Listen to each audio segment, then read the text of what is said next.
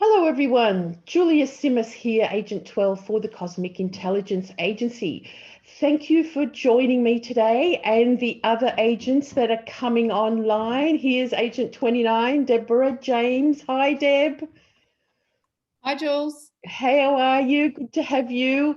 And Agent 4144, Alex Trenoweth from London, early morning London. Good on you, Alex, for getting up for us. Good morning. Good. I'm rising, but not necessarily shining. But good morning. You're in the place, that's for sure. And the wonderful Agent 32, Sol Jonassen from Norway. Hi, Sol. Hello, hello. Hello, hello. Also in the morning, having their coffees while we're waiting for our cocktails after this, aren't we, Deb? Coffee cocktail.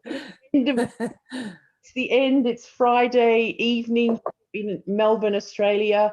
And as the rest of the world seems to go into some kind of lockdown, we've actually just had the longest lockdown on the planet, which has apparently worked so well that there's no cases. But I feel for all of you out there that are now experiencing more of what we've kind of gone through. We complained a lot, didn't we, Deb? Yeah, it was pretty tough. It was I must say. tough, but we were lucky tough. it was winter. I mean, winter time, we kind of, more isolated anyway. But, Melbourne has, it's kind of tough out there. It's all kind of coming back. The traffic's back and all that. But there's so many empty places. There's a lot to sort of still repair from all of this. And it's not over yet, is it? No. Not at all. So I was just going to, before we kind of get into further stuff, we've got a few people that registered to attend the webinar live with us. And thanks for being here, everyone that's here, because you're the ones that are going to win some prizes today. One of them being to our Brave New World Symposium that's coming up at the end of the month. And we'll tell you more about that later.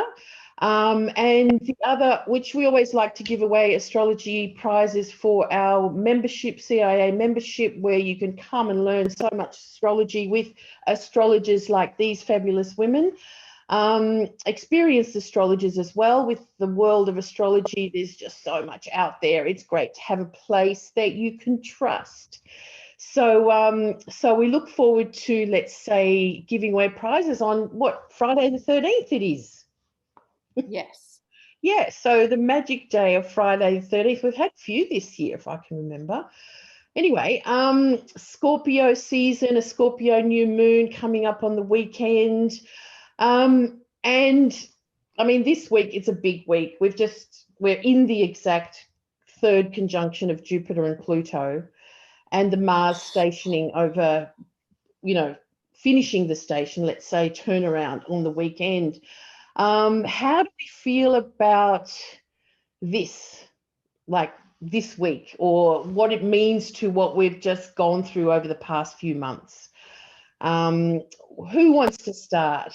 Sol. Oh, come on. Yeah, I'm dying. I feel like Mars retrograde myself here now. It's like when you shake a bottle of Coke and you really shake it, and then you open it. A bit Well, the tension is, the tension's it's been extremely interesting to observe this Mars retrograde phase, because it's been in its own sign, Aries. So naturally, Mars would be, well, on a roll. When he's in Aries, he would go like, neat, over, I'm coming through, Right now, he's, extremely limited, especially everything is upside down in Australia. We sort of got that now. You were in lockdown when we had our freedom, and now it's the other way around. So at least for people in the Northern Hemisphere, everything is bloody like red. The whole of Europe is red, and this city is red, and our capital is red, according to the people who put colors on things.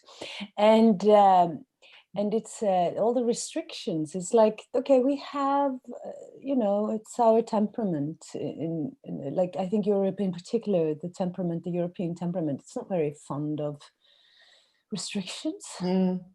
although we're quite polite, you know, we will oblige to them. But I think when Mars will go direct again, we will see a lot of that inner tension that's been building. It will just squirt out, and it will be more difficult to find the breaks. Yeah. So it's almost like, yes, we've had a bit of a break. What about for you, Deb? What have you noticed, or with people, or with clients, or you see a lot of clients as well, don't you? So you kind of get an idea of how people are handling this. I do, and I've found over the last week particularly an absolute like exhaustion. Yeah. People are just exhausted by everything that's happened and then everything that's about to happen. And a lot of people, a couple of clients of mine particularly, like they're like, I don't know how to be in the world anymore. So I don't know how to, like, my husband took me out for dinner and I didn't know how to dress. And then I didn't know all the rules and regulations at the restaurant. And it was quite frightening for some people. And what I've also noticed is that a lot of people don't want to go back to the life that they had prior to the lockdown, and they are now searching for something and asking astrology to help in finding a new way forward, that they can possibly do something else with their lives. And that's what I've been seeing in the last week or so. Yeah, people have really kind of taken that time to say, how do I change my life now? Exactly, yes. Go on with the same process and can't rely on the same old things. Like, you know, social isolation or social distancing is probably something that's going to be in effect for quite a while. Like, you know, we're not going to be coming back into crowded bars. I mean, Sol, I was thinking about how a dance party is going to work. You know, Sol's a DJ, so, you know, how work. But you guys have come up with something pretty cool, like doing it outside, you know, more outside stuff. Yeah, you can be outside, but, you know, we can, but now the weather won't permit that, you know, it's, right. And but I'm sure you will see me pop up on some live stuff streaming soon, and then it will be for everyone to enjoy. And I remember this Zoom party we had. Well, it's been last lockdown. For the conference, and we had people dancing on Zoom, you know, like, and it was really nice. It felt like, you know, it was really a heartfelt thing. And for me, it made a lot of sense to offer something like that, you know, into the world community, like this little fragment, this minuscule part that I'm part of. But, you know, anything to lift people's spirits, right? Keep the spirits high. Well, in a good high. Now, Alex, let me ask you, because I know you've done a lot of work with Jupiter and Pluto, and we've talked about this many times during the year, because the third exact square, and now Jupiter's going to move on into conjunction in Capricorn, and then Jupiter's going to move, you know, full on ahead to meet Saturn at the beginning of Aquarius, which we'll talk about a lot in a minute, but that is such a, you know, big new cycle. But Jupiter and Pluto, I was just thinking about how amazing it is that Jupiter and Pluto are the two, you know, the two big guys, as in the two powerful, you know, money lords, power hungry, you know, gods. And we've got these big fraud accusations going on again. And I'll say again, because when they were conjunct in 2008, we had the money fraud of the Lehman Brothers and so on that led to the great financial crisis. And now here we have this big fraud and scandal in regard to the election results still happening. What can you tell us a bit about that? Well, a few things. I mean, first of all, you know, we got the big gas giant, the biggest planet of our solar system, conjunct the tiniest declassified planet of our solar system. So we got this theme of making a mountain out of molehills, I think. And back in the 1930s, just after Pluto was discovered, Pluto and Jupiter were conjunct. And during this time was when penicillin was first used to treat eye infections, and also we had some development of some vaccines.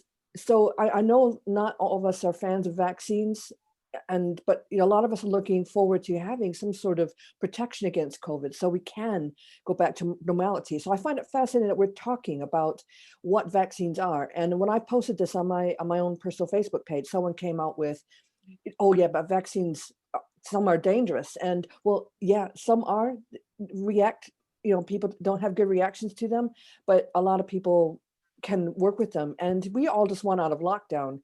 So I think we're thinking an awful lot about how are we going to transition back into a normal life, because it has been like we've been asleep. And I think we're what Saul and Deborah say is that we're kind of questioning what is real anymore. Well, real has been my bedroom, that has been my reality. And I'm a little nervous about coming out of my bedroom, out into the real world. I worried that I have zero immunity because I've been shut down and not exposed to the normal germs I would get from when I'm teaching at children. And also my clients, I am overrun by people with planets in the cardinal signs, because these are the signs that are getting slammed. So that's Cancer, Libra, Capricorn, and Aries. Aries, sorry, yeah, Aries. I mean, all these signs are coming to me, for help, because I'm a Cancerian myself, and I've been slammed by this triple conjunction because it's all opposite my sun. So, that's what clients are saying. They're just saying, how much more can I take? I mean, I'm stressed, and I shouldn't be stressed. So it's been, 8 months for us here in London. We had a partial release in the summertime, but everyone was still really worried, and it was like we could sit outside and have a pint if we wanted to, but still everyone's keeping a distance. We haven't had well, nobody's had freedom for most of this year. I mean, it's been a doozy, hasn't it? Like the Saturn, Jupiter, Pluto conjunction Capricorn, again, Saturn and Jupiter are moving off, but Pluto remains in Capricorn for quite a bit longer. And it's almost like there's still much more about the system that is going to crumble and change and transmute into something else. But let's just have a think about also, like, during these scandals and fraud and what the truth is. Like, deciphering the truth of anything right now, it's all a matter of your own opinion at this time, isn't it? Like, I believe that side, or I mean, we kind of got to weigh up things like, where we get our news from, who's the source, because there's so much BS flying around. It's even like you just want to keep away from it. I don't want to know, I'm going to kind of keep stable in my own center to cope with this. This is, can I just shoot in, because it's so important the next coming months up until February approximately, because Neptune will still be square the nodal axis, and the North Node is in Gemini and the South Node in Sagittarius. So it's I mean, I guess we're all questioning our belief systems, as Jupiter is in and South Node is in Sagittarius. It's like this doubt, always this doubt. But it's not really a good year to make sense of anything. And it's also that virus, that globalization of us, like we're all under the same sky here, right? And a virus travels without a passport. And it's just a microscopic thing. It's just like on a molecule level. It's hardly there. And it travels so quickly. And one of the most important aspects of this, it's the nocebo effect.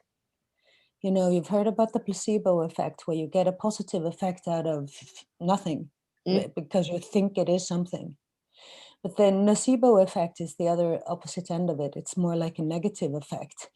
And inside our brains, we have something called mirror neurons, right? So we mirror each other, we mimic each other's behavior. And this is something that has to do with brainwashing and propaganda. It's very important for people to understand what the brain is made of and how we mimic each other to survive in a social jungle.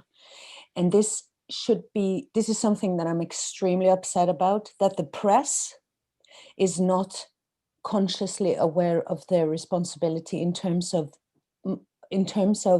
not speculating on people's fears and increasing the potential for extreme nocebos. People are dying of anxiety long before they're going to die of COVID. Yeah. So like, I'm like extremely upset and we don't get to touch each other. So something that, you know, would release a lot of oxytocins into our bloodstream and make us feel safe again. So like the level of insanity that is available with this Neptune square, the nodal axis, the level of madness that can occur when we lose control over what is real and what is not, that is an actual health risk on the line with COVID. It's similar. It's out of two evils. Which one do we choose? Yeah. Right. We felt this very strongly with education. You know, I mean, the wave has come back. I mean, nobody really wants to talk about this, but the wave has really come back since kids have been back in school.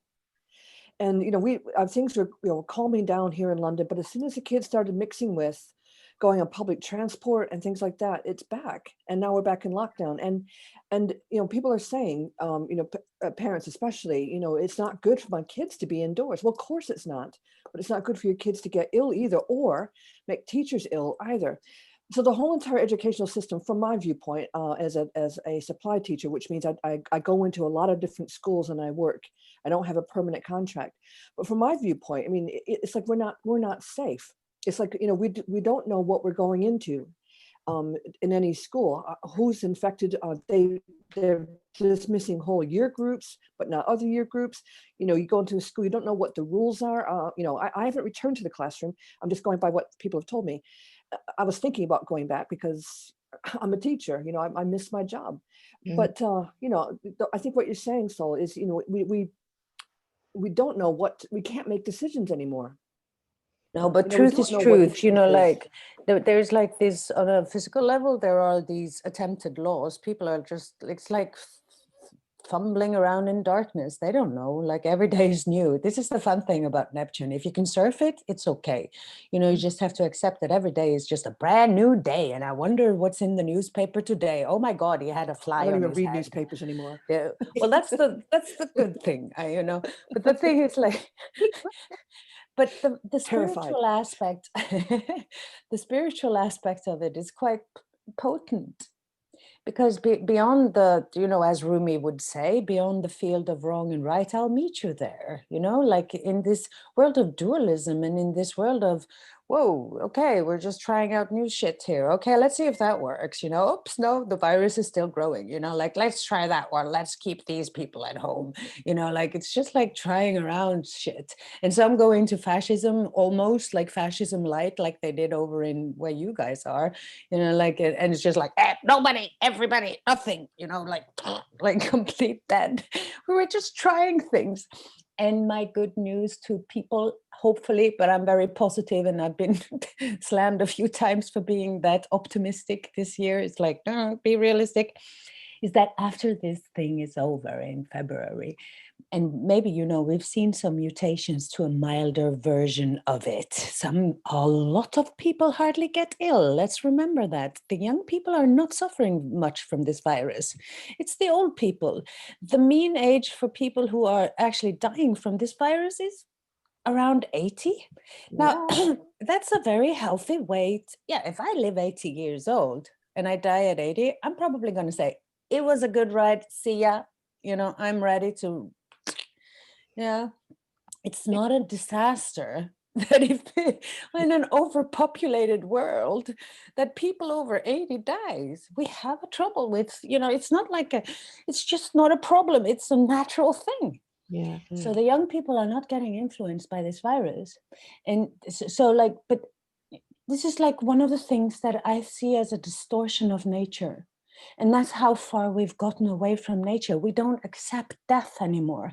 It's like, no, we're trying to beat some records here now. We're trying to have, you know, people live as long as possible because it looks good for science or something, you know, like I might be, but it's a natural thing to be it's like nature. So Neptune is nature.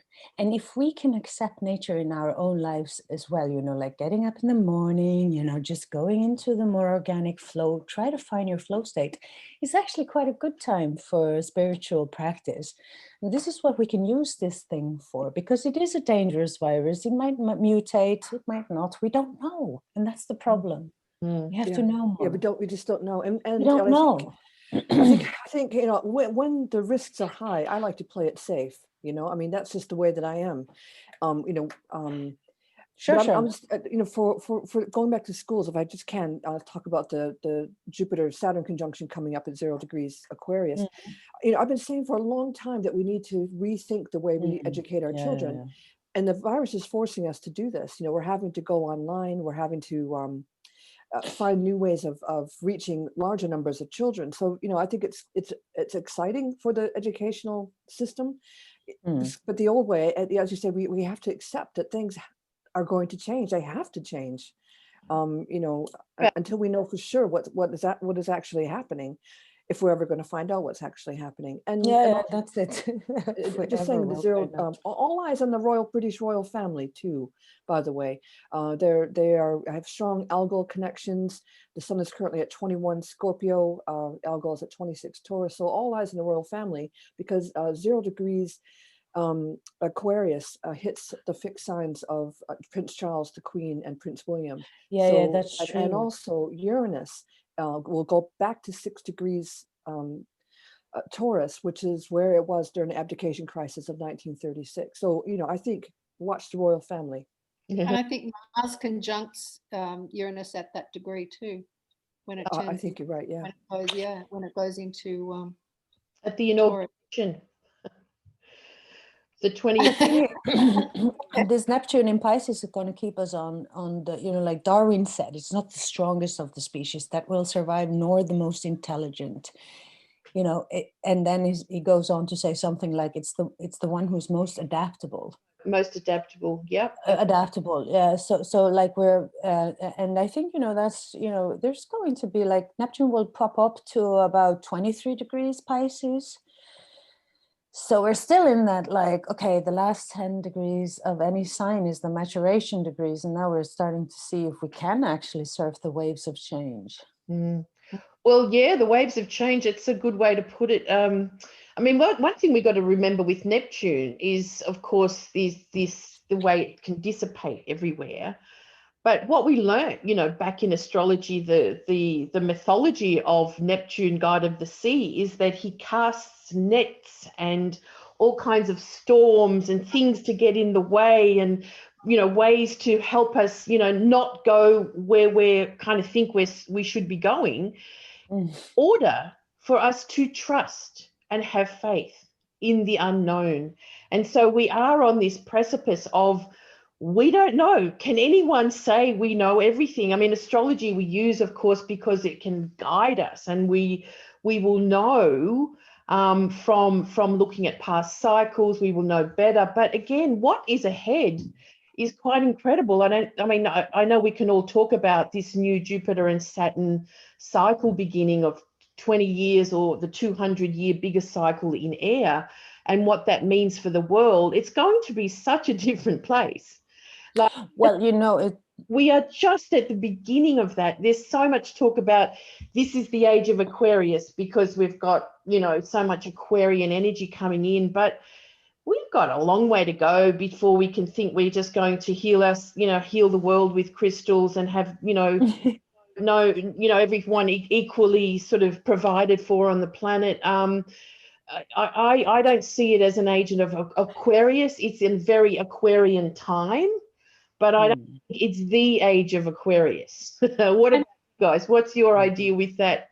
Because we get asked that so much. When's the age of Aquarius? Or it's being said that this Saturn-Jupiter conjunction is the beginning of the age of Aquarius.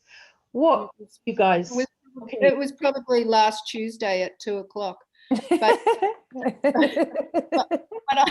I really think that with the Neptune thing as well, you've really got to actually just let go, like with grace. Yeah. Like there's a lot of things that everybody's arguing about. I want to go back to the way it was last year.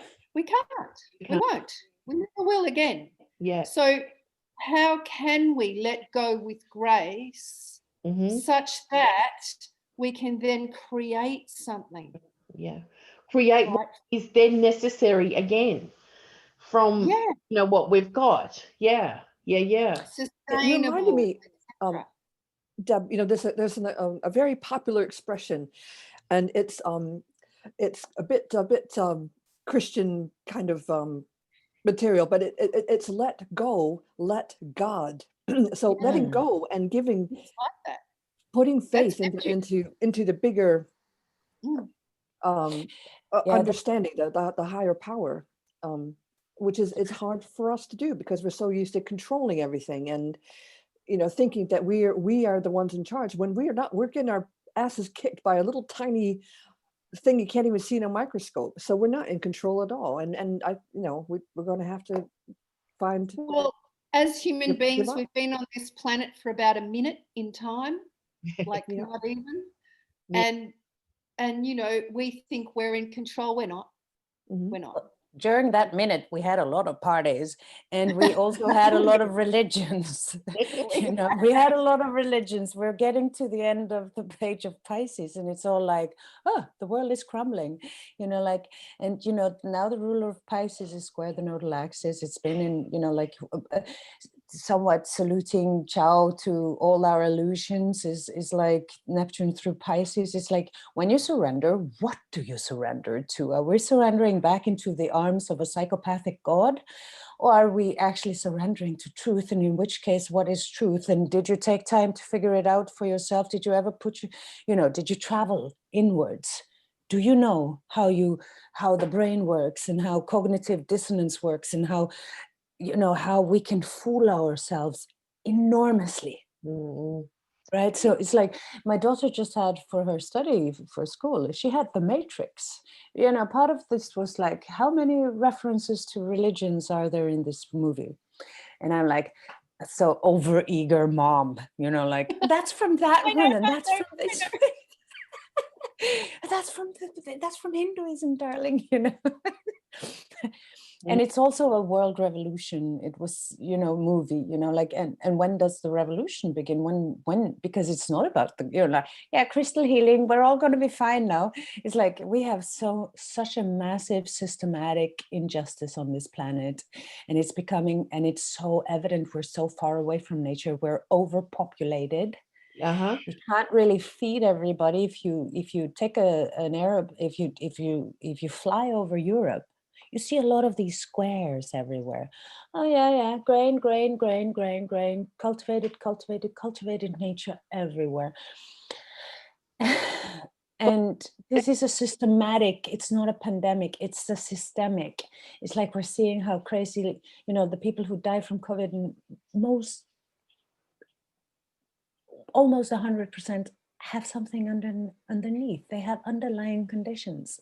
Right? It's revealing something, but if you look at it globally, it's the same. It's like there's underlying conditions of illness in our societies, and it's just being all popped up into the surface by this COVID. Everything's being brought up, isn't it? I mean, another thing with Neptune as well is, like, in these times where it's quite disheartening on many levels, and Neptune squaring the nodes as we finish this year and into the next year is, when in doubt, dream it up. Dream the new world into place. We've got a lot of dreaming to happen. As the Australian Aboriginals would say, everything starts with the dream. Everything starts with the dreaming. So you dance it into your world. We have to start sort of believing in new ways more than just thinking someone's going to do it. Like, I can foresee things like, in the very Aquarian sense, going into this 20-year new cycle of perhaps more productive, let's say, workings toward a more utopian world, as opposed to just you know, what we've seen in the last, let's say, 8 years since, you know, 2012, you know, when that was supposed to be the big, you know, shift into the new world. And of course, that was a huge cycle. So yes, we're just at the beginning of that as well. But we need a lot more dreamers to work out how a better system would work. And when, you know, the things like words like fascism come up in the Aquarian sense, right? It scares people. It's almost like we need a new, you know, we need something else that is not going to be the word fascism, but will have in its sense that sort of equality for every person on the planet, not just in your country.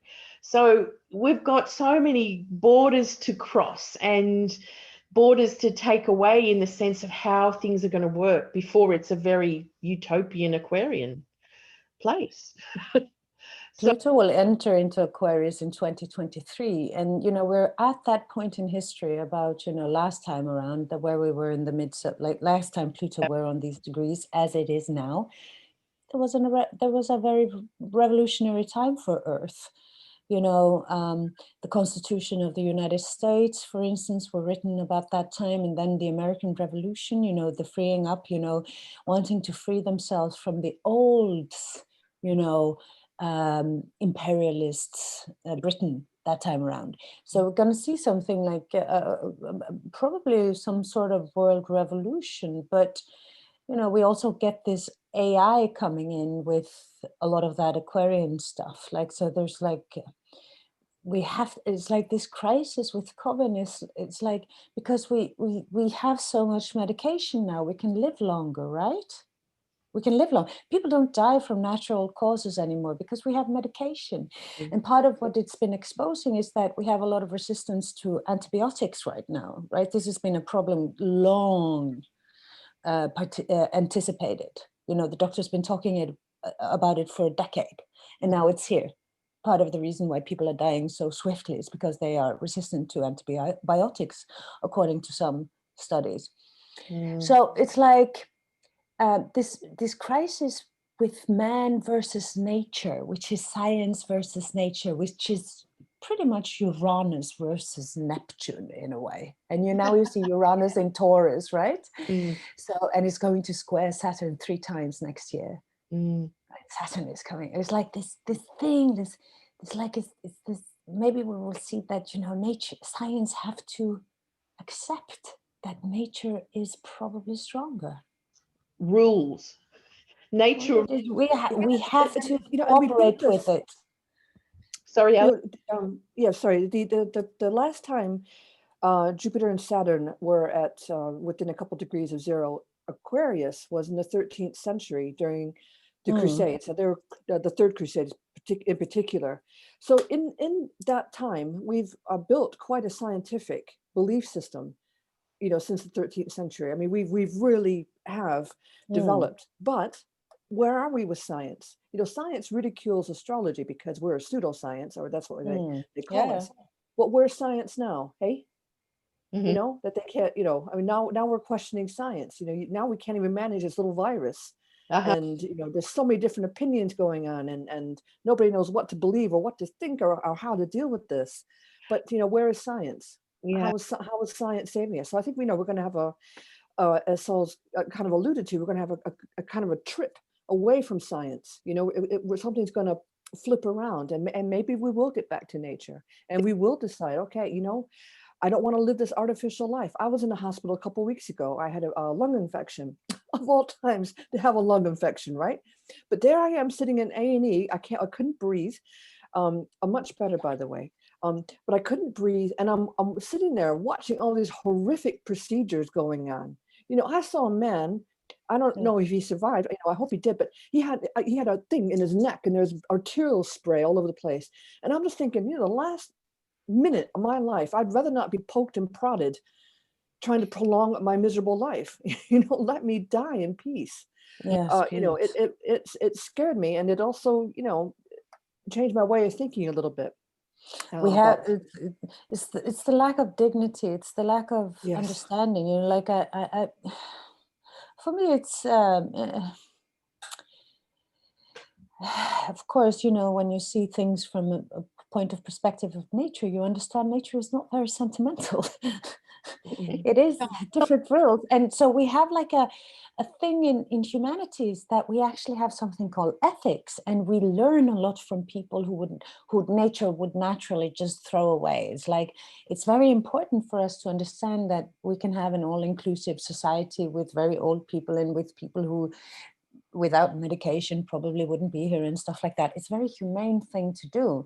And we learn from it about being conscious, choosing humans. And it's the whole mythology of humanity with the Promethean, with Prometheus and everything, giving the fire to the people, which in other words, you know, getting the power, you know, the scientific knowledge, we have the tools to become God, right? So it's like, this is the Aquarian dimension of science and progress and vision for humanity, but not just for the elite, for everyone. And now we have a lot of elite people on this planet, you know, myself included, because I'm born in Norway with 5.5 million people. It's like winning the lottery ticket in the world lottery of all the countries you want to be born. You know, it's like, it's such a privilege. Looking after one, yeah. It is such a privilege, you know, like it is like but to kind of like reflect upon that privilege and to understand on, you know, on whose lives am I feeding on from a perspective of like modern slavery and stuff like that, you know, who built my phones and stuff like that. These are the things we're trying to see now, because a fair society would be fair for all. Mm. And I think less people are, you know, willing to kind of understand that they have to kind of accept that then, if we really want change. But we're moving into revolutionary areas, and we're moving straight into the backyard of revolution. And revolution is never very nice, because people do not want to give up their privileges. And well, the Pluto Leo gems certainly won't. Well, it's opposite, of course. Yes, that's right. Well, I know there's a really good thing that relates to the 200-year cycle of air for astrology. And that is that the first conjunction in air back in 1186, so 800 years ago, was the beginning of universities in Europe, or around that time. And, you know, for those of you that understand, what was taught in universities back then was the trivium and the quadrivium, and astronomy was one of those subjects. Now, if you were going to university, but astronomy was back then was astrology. They were intertwined like this. And so as you were talking about science and nature, astrology stems from the cosmic nature, right? It's the cosmos. But also doctors had to know astrology as well. Yeah. I mean, doctors diagnosed and gave you nature's medicines by the hour according to your birth chart. All of that was brought in. Timing and clocks, the mechanism of a clock that we use at the time began with astrology, and the timing of cycles and the turning of the earth and so on. And I'd like to recommend this book to anyone who has any doubts about astrology, and for astrologers as well, because it's such a good study of a non-astrologer studying our craft for the last thousands of years. It is fantastic. It's The Scheme of Heaven by an Alexander Boxer. And I would actually love to have a study group for this. It is so fascinating, girls, really, really fantastic. That I have learned so much, although I have studied astrology for a long time. I do know a lot of stuff, but it's such a blessing for us. I'd love to actually interview him as well. So it goes into the science, it goes into the data, the repetition of things, and how rare actually a repetition of an astrology chart is, which is, totally fascinating. Like if we were to do a chart for right now, the instance of that being very similar to any other chart is very rare. So, as much as we can talk about repetition of cycles, or let's say Jupiter and Saturn meeting every 20 years, they're not going to meet in the same context of what everything else is doing. And so that's what makes astrology just so astounding. And I can, in a sense, see that, you know, in the scheme of things, scientists like this man is interested in what we are, you know, what astrologers have been doing. I can see more and more there, you know, of that connection coming back. Or perhaps it's a big hope, but I can see more people that are, you know, not necessarily, let's say, cosmic minded, being introduced into, hey, this makes a lot more sense. Because again, astrology is everywhere now. You have to make sense of it to you know, to understand it, to make it work, don't we? That's a good point. And I wanted to say it because I forgot before I talked myself to new dimensions. The point that I wanted to make previously was that that's, you know, like this hope that, you know, now we see this conflict between nature and man. And it's been something that even, you know, the Greeks talked about with the mythology of Prometheus, you know, like, and then you have like, and I'm hoping as well that there might be a bigger synthesis, because synthesis is the word, you know, synthesis between science and metaphysics, synthesis between robotics and nature, synthesis between, you know, just a synthesis between the groups, the different groups in our societies, like the science group, the religious group,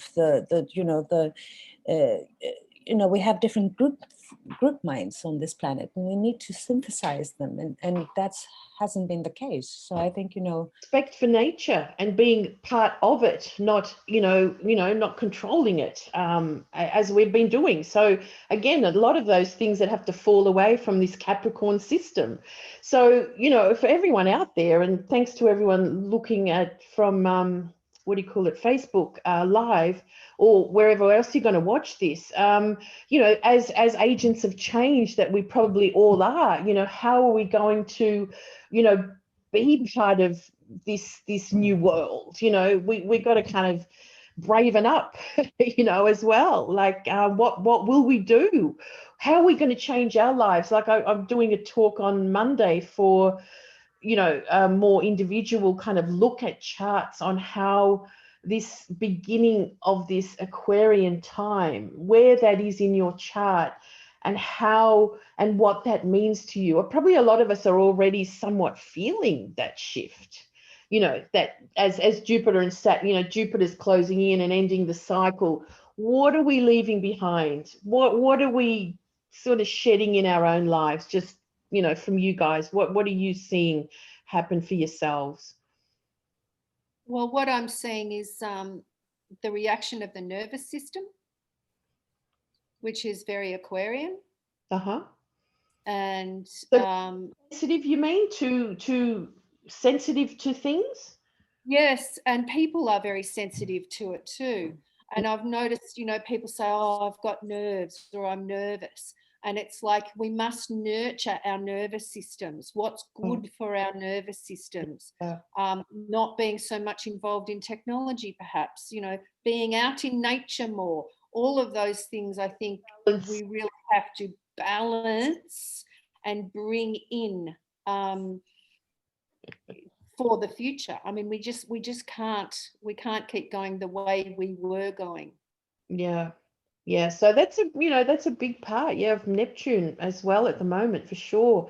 The big, you know, the amazing world of nature and our part in that, playing a big role. So now, Sol, I know you have to go soon, so I'm going to share my screen. Some of us have got to go to other work, hey? I'm just putting up, we can have a little bit of a, let's say a fold up of, you know, the difference between 20 and 21. You know, everyone's anticipating what kind of year, you know, is going to be 2021. If we look at 2020, we, of course, you know, the big seeding of the Saturn-Pluto cycle with Ceres and the Sun and Mercury at the beginning of January was, you know, as powerful as we have actually felt it all year, okay? We've had the Jupiter-Pluto conjunctions, which is, again, you know, truth and power and the power of truth and so on, like constantly at us. We've got Neptune squaring the nodal axis, as I was saying. We had Mercury retrograde in water signs, like really adding to the chaos of everything. Mars retrograde and Venus retrograde. They don't happen every year, but they both happened this year, of course. And the Pluto square Eris that continues into 2021. That is not over. That is still, you know, an Eris, as we know, the big voice of the feminine rising up and sort of standing up against the system as well. There's a lot more to go in that department as we go into 2021. So you're going to be part of our symposium, as the rest of the three of you are, which is coming up. And so you're going to talk to us about Saturn sextiling Chiron 3 times next year. And that is quite significant for a lot more healing than what we've had this year. What can you tell us about that? Well, you know, we still haven't had the privilege of studying Chiron for a full cycle yet, because it was discovered in 1977 in Taurus, and it's still an area of exploration and research for most astrologers, I would say. You know, like we have gotten the nature of Chiron, and Chiron shows us, you know, being almost a visitor on our planet in our solar system. We, you know, the scientists are a little bit uncertain for how long Chiron will stay in orb around the sun. So it feels like a visitor for me. It's like a messenger of our times. And it's the story of the centaur, half human, half horse. It's that instinctual realm. It's learning to be aware of our instinctual natures, and especially now that Chiron is in Aries, it's how we react to things, and how we our reaction patterns are very instinctual, and it's causing a lot of war for us. And I think, you know, with Saturn coming in as a sextile, there's a great opportunity, like a window of opportunity, to understand how we can live under the same sky and find greater peace with understanding that physical, instinctual dimension. At least that would be a proper sadhana or a practice for people, you know, like they have their own spiritual practice. And because I don't think we can get further without having some sort of spiritual practice. It would be, you know, it lessens your dependencies on external stimulants in order to be able to relax.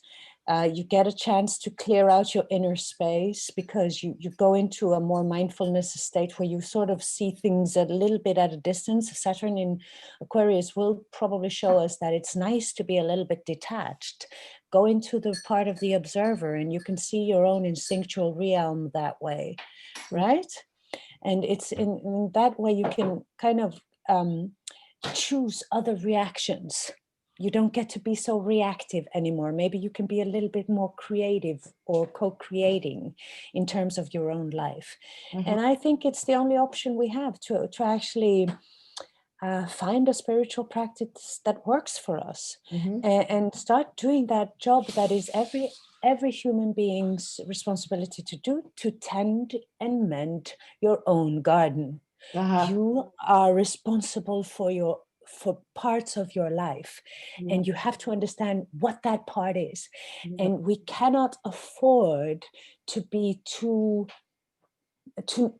we cannot afford to not have self-discipline in the future. To have self-discipline is kind of like, it's what humanity needs now, that people would know how to regulate themselves better.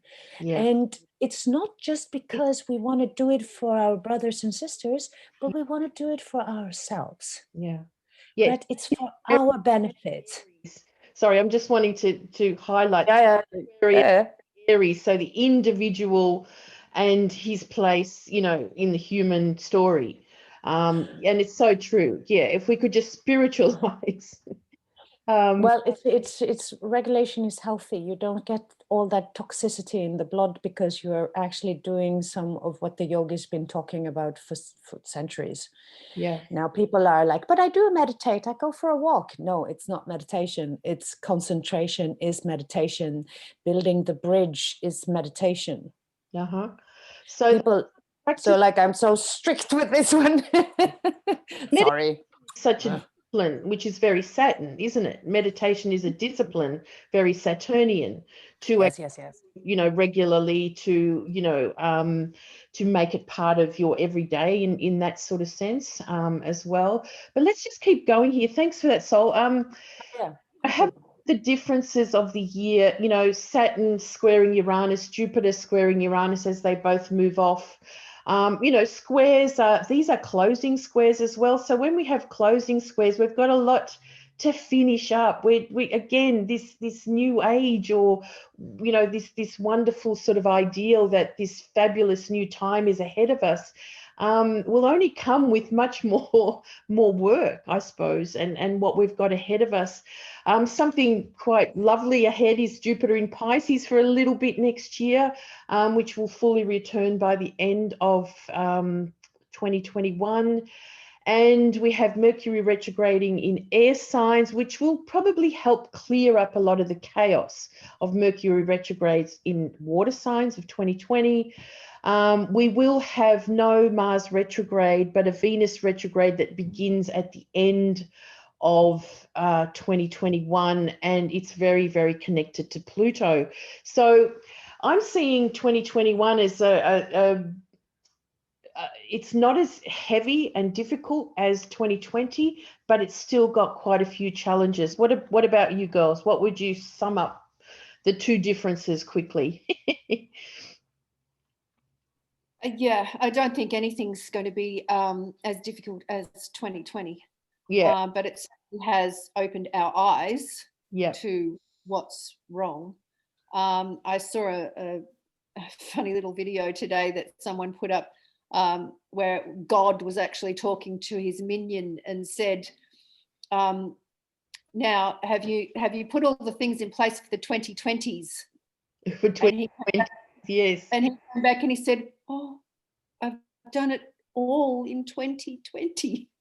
So the argument, the joke was that it was supposed to happen over a decade, has happened in 1 year. Yeah, right. So it really has, and it has felt like that. Yeah. Like it has felt like 10 years in 1 year. Yeah. And I don't think 2020 is going to be like that. I think perhaps the retrograde air signs, the retrograde Mercury in air will emphasize the detachment perhaps, and emphasize the rethinking of how we're going to communicate to the masses on how to rebuild a lot of things that have happened in this year. Yeah. What about you, Alex? Anything to add there? I just think that we've been through so much trauma in 2020 that we can't really expect to snap out of it in 2021. I mean, not to say the whole year is going to be bad. And also, like Sol, I'm a bit of an optimist. I'm looking at 2020 as a year where I've done things that I never thought I could do. I didn't learn how to bake banana bread very well and didn't improve my French, but I did write 3 books. And I did write a computer program, and I did loads of things that I have been asking, wishing that I had time to do. Yeah. So, I want to take 2020 as the gift that it is. I know it's been stressful and difficult, but I want to look at the good things, the things I've learned about myself, and the people that are close to me, and seeing really good interactions between people. Yeah, there's been some bad things, but I've seen a lot of good things, and I've seen my community sticking together and helping each other. We did things like feed people that were hungry, help homeless people find a more stable life.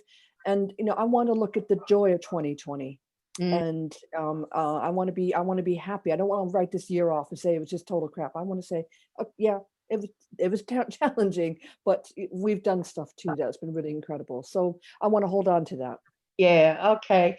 Great. Well, listen. I just want to move on and finish up with what is going on with the CIA. Of course, there's so much more to talk about all of this. And it's centered on the beginning of this 20-year new cycle of Jupiter and Saturn. Of course, there's been so much talk about all of this stuff already throughout the year and in different astrology worlds, let's say, but we haven't done it yet. So the CIA hasn't put together their, special crew to actually take you through all of what's ahead and beyond. And I'm going to show you the program just briefly. So we have what we're calling the Brave New World Symposium, November the 28th, 29th and 30th. And all these lovely agents that have been with me today, Sol has had to go, but you're all helping me to host the different segments of all of this. So we'll be hosting from the UK and Norway and Australia and Brazil. So it's really an international crowd and the gathering of a really great crew. So we don't get to do it much because it takes a lot to organize, as you can imagine, but it's a really great thing to do. So we've deciphered it into 5 different segments over, I think it's a 40-hour period with some breaks in between. So it's like going to a conference, but of course online. And it's so much cheaper than going to a conference, of course, even for like a daily visit. How many lectures would we go to in a day at a conference? 5? 4? Oh, I can only 3 is my limit. Yeah. 3, I try to go to 3 and then I'm done. I can't take it. My head is full. Physically only do 5, like in the time allocated, from morning to 5 in the afternoon. Oh, I see. Whatever schedule. So anyway, we've got 19 different lectures, and they're all connected to learning a lot more astrology about how we come up with, let's say, deciphering the type of year that is going to be ahead. We're going to be starting with myself and Andrew, and Sol will be co-hosting with me as well with these 4 people. Ingress charts and astrocartography. Now that's when you're interested in mundane astrology, they're the first kind of things that you look at. We're actually going to be looking at the Jupiter and Saturn chart because in effect, it actually has everything that, let's say, we would read about a chart about the next 20 years and about the next 200 years. Not that we're going to concentrate on the 200 years, but because it is such a major, let's say, focal point, it's really, really interesting. Then Laura Boomer-Trent, who is our full moon correspondent, I call her, will be putting together her magical kind of connection to Jupiter and the Chinese New Year's, because it's a 12-year cycle. As we go into the metal ox, it actually doesn't sound that easy, does it? Because we've just had the metal rat, and so we're going into the metal ox. Christos Arkos from Greece will be exploring the world of declinations. Now, if you're, again, studying astrology, this is something you really want to know because it's another level to parallel what you might see planets going through signs. There's just a lot more to the story, which explains perhaps more about what has happened this year. The Jupiter and Saturn conjunction actually will be they will be parallel in declination as well, which makes it also a very strong combination. And then Sol, who you've just heard talk, will be talking more about the Saturn, Chiron, and Uranus signatures, and actually, utilizing and working with these energies to help heal yourself and those around you. The second segment will feature the wonderful Michael Luton, who, the astrology world knows Michael Luton very well, and we all love him so much because he can put, let's say, the essence of the biggest, let's say, stories and condense it into such a wonderful way of understanding it that you kind of left going, wow, that was powerful. So if you haven't heard Michael Luton speak before, we're very, very happy to have him again. Cassandra Butler, also a wonderful agent from New York, Buffalo, New York. She's going to talk about the shift of the nodes, even though the nodes shift a lot later in the year. they're going to move to Taurus and Scorpio, kind of really shifting the energy economically, financially, and so on. And she does a lot of great research for her work. And then the wonderful Bill Meridian, who is the master astrologer of eclipses and eclipse cycles. So talking about the eclipses of actually this weekend, the 28th of November, is the eclipses. This is on an eclipse. So we're very brave doing this on an eclipse, agents, but we can handle it.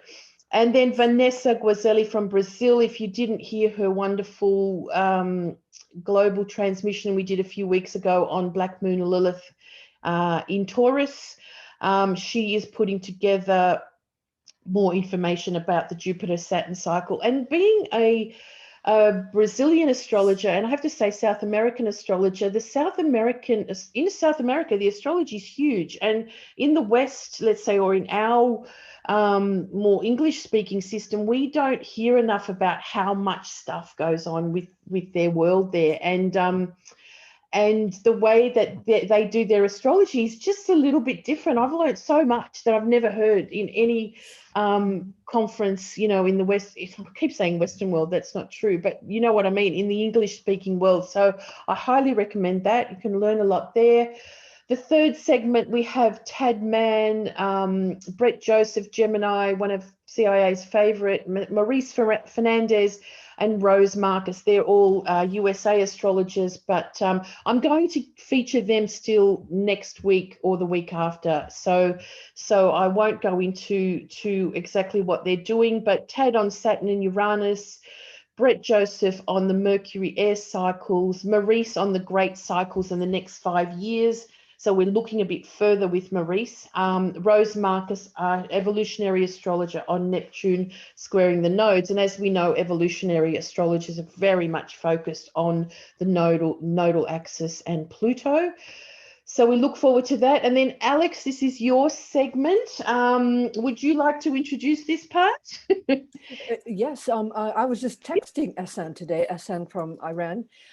We met in India in 2015 and traveled all over the world together. So we were just talking about Jupiter-Saturn cycles this morning. So he's got a very unique Persian way of looking at it that we don't quite get in the English-speaking world. But he's very, very scholarly and like a bit like Michael Luton. He's entertaining and he has a way of explaining things that makes it easy to understand. Sonal Sachdeva, a very close friend of mine from London, as well. She is a Vedic astrologer, and she's given us talk about the eclipses from a Vedic perspective. Again, we hear a lot about eclipses, but the Vedic astrologers have just a little bit different way of looking at things. And we have Nadia Shah. She is a wonderful astrologer. I think she's originally from the eastern part of the USA, but she's now living in Mexico. So she has incorporated some new perspectives based on her more recent experiences. But she is also looking at Pluto and Aquarius, from Earth to Air, and how this changes everything is the title of her talk. She's running her new school called Synchronicity University. It looks very exciting.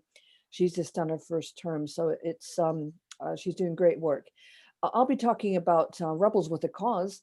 This is looking at people who want to rip up the rule book and how they suffered and how they've managed to change the world through their insights. And of course, I'm looking at the Saturn-Uranus square, which happens 3 times in 2021. The cycle began in October 1988. The last time Saturn and Uranus were conjunct, it was in Sagittarius. So we've gone through a number of 3 other periods of the squares, and we're just looking at the final closing square in my talk. But the people that have managed to change the rules and the price they paid. Well, I'm looking forward to that because we can get a lot of inspiration from doing, looking at charts of people that hold the signatures that are coming up, to sort of say, how do they live with this? How did they embody this and make something of their lives through these challenges? So Saturn square Uranus is a really interesting combo. Squares, of course, aren't the easiest, but I'm looking forward to that, Alex. And then Deb, it's you, me, and Olga for the wrap-up session, which is fantastic. Olga Morales, many of you would know, and I have to say that she has been the most popular agent this year in, let's say, for all her webinars that has done for us recently on forecasting cycles, which she's doing now. She is the master goddess, mistress, what should I say, of and fun to travel with. the work of the financial astrologer from the 1920s, W.D. Garn. So she's going to talk about his understanding of Jupiter Saturn cycles and the way of markets and so on. And then followed by me, I'm going to look at the Venus and Mars cycles for 2021, because there's no retrogrades, but there are what we call star points. And star points to me are as significant as the retrograde. And I've been working with these cycles for a very long time now. So I'm going to highlight how to work with them for everybody. So we're moving from, the very sort of mundane to the very personal sort of work in all throughout all of these sessions. And then Deborah, you're going to finish up, because you're going to take us on a journey. Tell us a bit about that. I am. I've written a journey which takes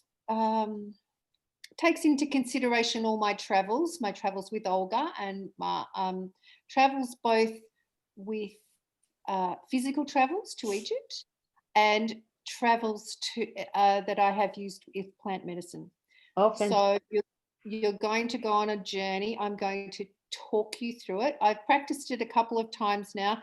It's much better in person, but I can do it online. Yeah. So and for someone who doesn't visualize, actually saw something. So I'm really excited to be able to share this journey with everyone. We're going to the Temple of Transformation. Oh, and we're going to come out slightly different. That's what we want, to actually breathe in the new year and get rid of worries and set intentions and just, feel a lot stronger as we move into that. And then we're going to wrap up with a Q&A. So for everyone that sort of attends, you can send in your questions or just whatever you've kind of just a to and fro really about what's coming up for you all and that type of thing. So that's going to be a lot of fun. So I hope you join us. Now, oh, hang on, I didn't sort of get to here. Let me see. So it's actually, we're really, really keeping the prices as down as we can, again, to be able to pay the people involved, the organization of it all. But, it's great value for 19 lectures. And for that reason, I'm also adding another one that we're doing for the CIA membership this Monday. So if you see this video, you will get this, webinar that I'm doing with the NPA, which is Kate Parcher's NPA, Sandra Nicole Yason on Sunday in America and Monday here in Australia. So it's free for NPA members or CIA members, but if you join up for the Brave New World, you're going to actually also get that as part of your membership there. And we're also going to put the Astrovision book that is about the decade of the 2020s that we launched earlier in this year. And it's still there and available and still very valid and relevant with some fantastic articles. We've already got some free on the website, but there's a lot more in there. So I hope you join us, guys. I'll put the links into this thread for those on Facebook, and just go to our website, cosmicintelligenceagency.com, and to enter, let's say, the Brave New World with the Cosmic Intelligence Agency and our fabulous agent astrologers. I welcome you to join us. It's going to be amazing. We're covering all the planets, as you can see, what everything is up to. So really, if you're crazy about astrology, you want to kind of come and join us for that.